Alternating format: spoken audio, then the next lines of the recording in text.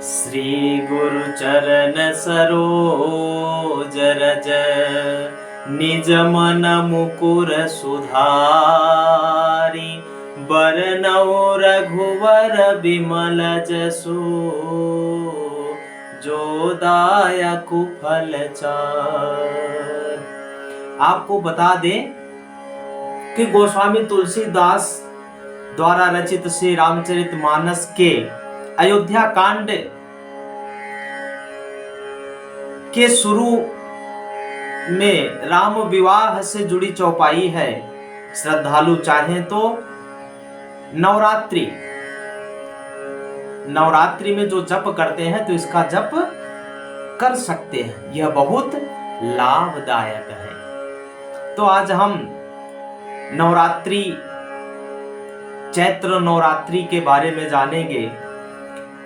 देखो, हिंदू पंचांग के अनुसार साल में 4 बार, यानी साल में कितनी बार? 4 बार नवरात्रि आती है। कितनी बार? 4 नवरात्रि आती है। एक तो शारदीय नवरात्रि, दूसरा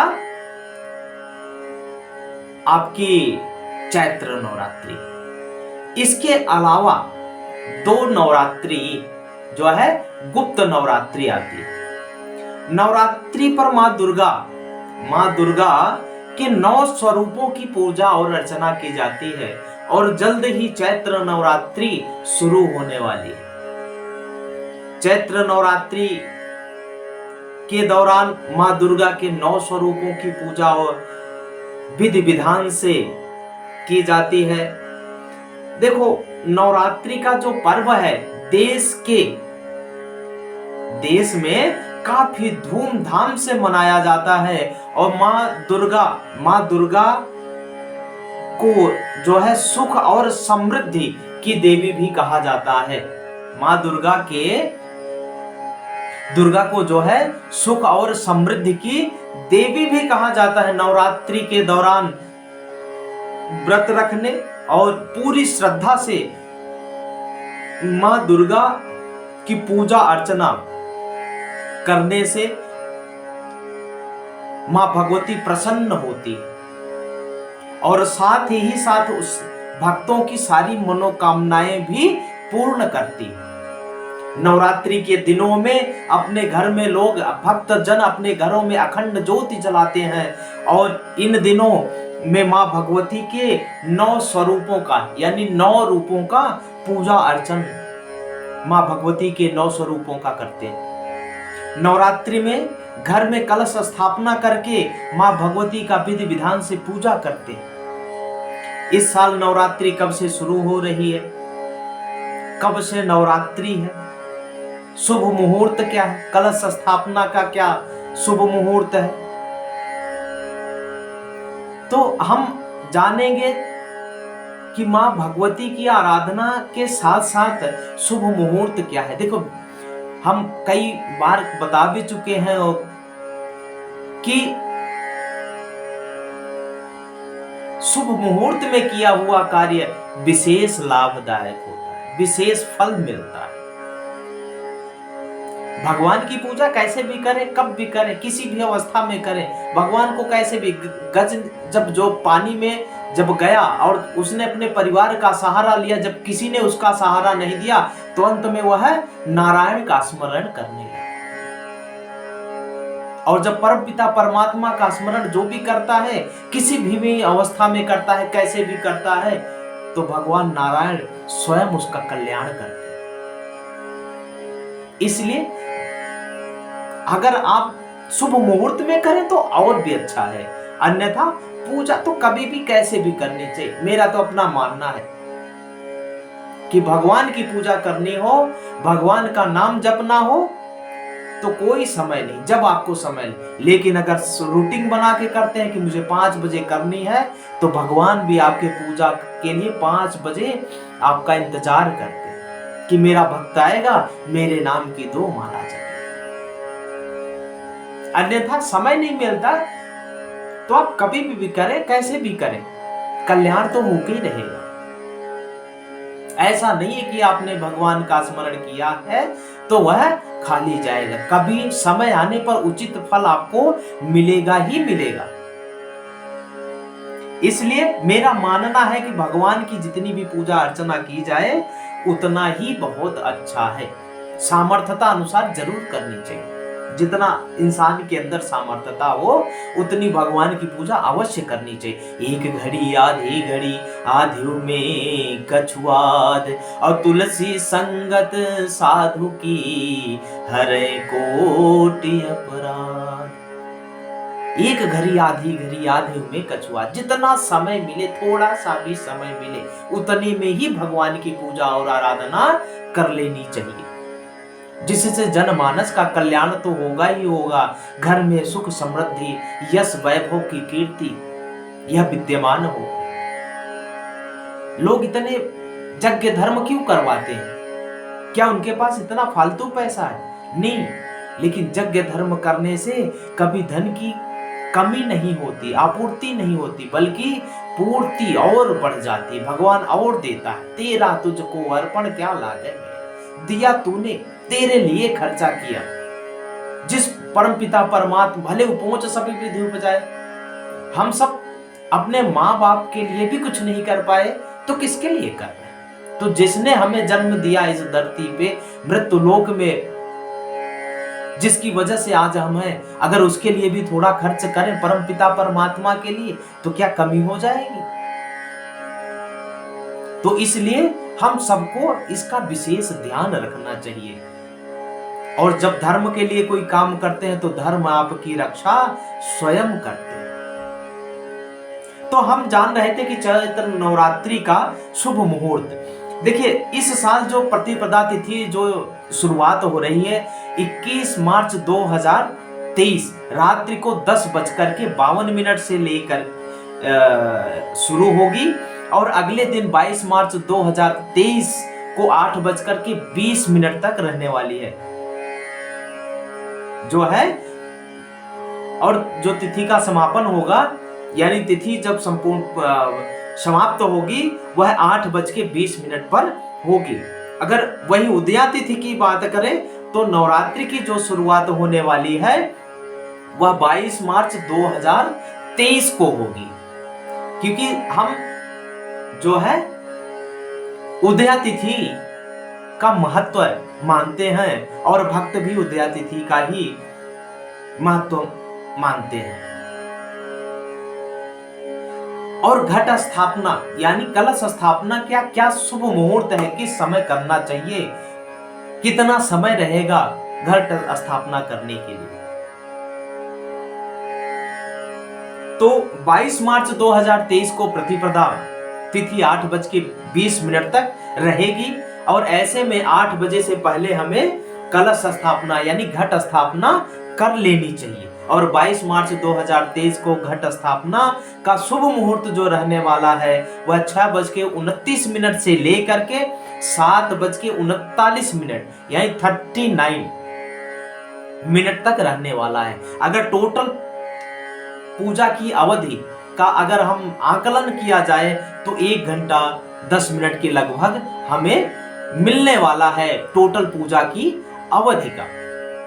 तो हमारे कहने का मतलब है कि जो हमें पूजा की अवधि है या टाइमिंग है उस टाइम में कर लेने से हमें विशेष फल मिलेगा। अन्यथा भगवान की पूजा तो सारे दिन करो, कोई फर्क नहीं पड़ता। क्यों नहीं फर्क पड़ता?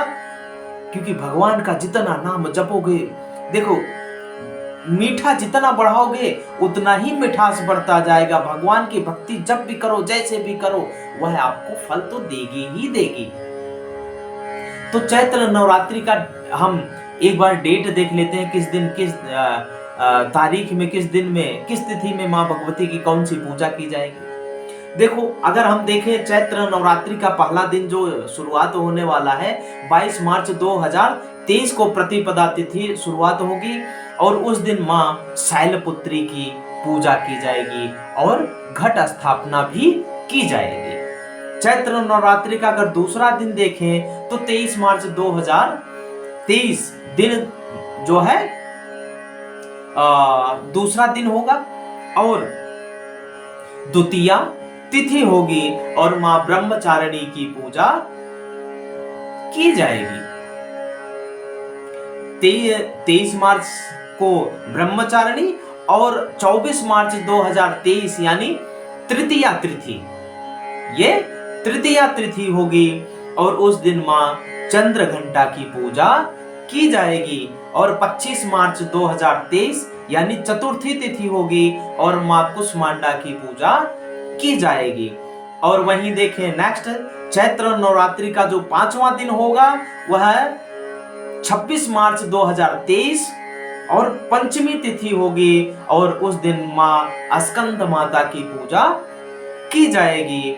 नेक्स्ट देखें तो चैत्र नवरात्रि का जो छठा दिन होगा 27 मार्च 2023, तिथि होगी षष्ठी तिथि और मां कात्यायनी की पूजा की जाएगी। चैत्र नवरात्रि का 7वां दिन 28 मार्च 2023, तिथि होगी सप्तमी और मां कालरात्रि की पूजा की जाएगी।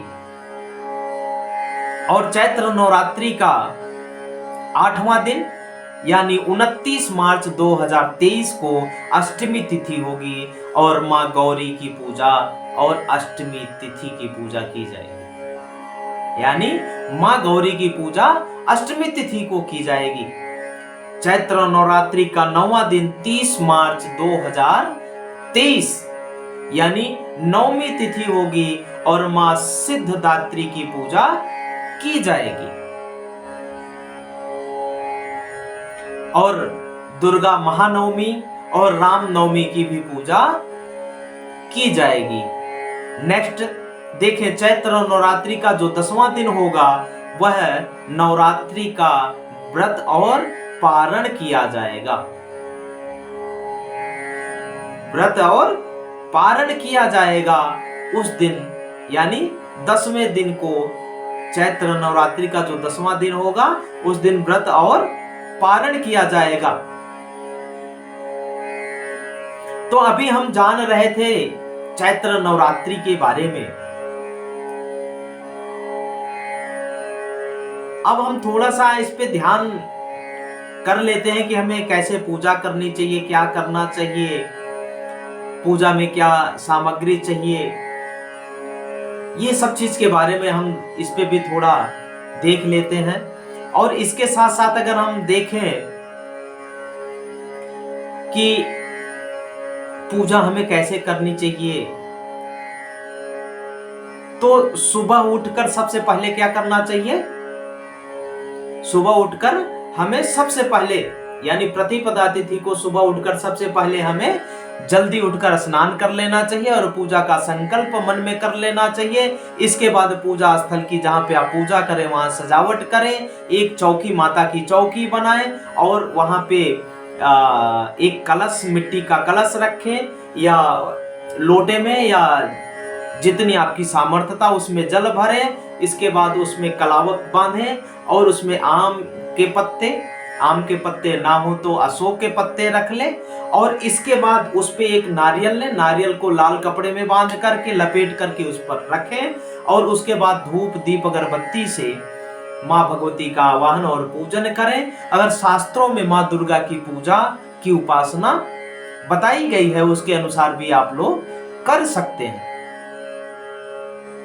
तो अभी हम सब जान रहे थे माँ भगवती की पूजा के बारे में। चैत्र नवरात्रि कब से शुरू है और कब समाप्त है, किस दिन कौन सी पूजा करनी चाहिए, पूजा का समय क्या है, पूजा की तिथि क्या है और क्या शुभ मुहूर्त है, चैत्र नवरात्रि कब से शुरू हो रही है। तो अभी तक हम लोग इसके बारे में जान रहे थे। और इसके साथ ही अगर हम देखें चैती छठ कब है, क्योंकि चैत की छठ भी इसी में मनाई जाती है। तो चैत की छठ जो है 25 मार्च 2023 शनिवार को नहाए खाए है। इसके बाद 26 मार्च 2023 दिन रविवार यानी खरना, उस दिन खरना रहेगा। और 27 मार्च 2023 सोमवार संध्या का अर्घ दिया जाएगा। और 28 मार्च 2023 यानी दिन मंगलवार को सूर्योदय का अर्घ और पारायण किया जाएगा। तो जो चैत्र की छठी लोग मनाते हैं तो वो भी विशेषकर इस समय किस दिन करना चाहिए, किस दिन नहाए खाए हैं, किस दिन खरना है, किस दिन संध्या का अर्घ है और किस दिन सुबह का अर्घ है, तो माताएं कर सकती हैं।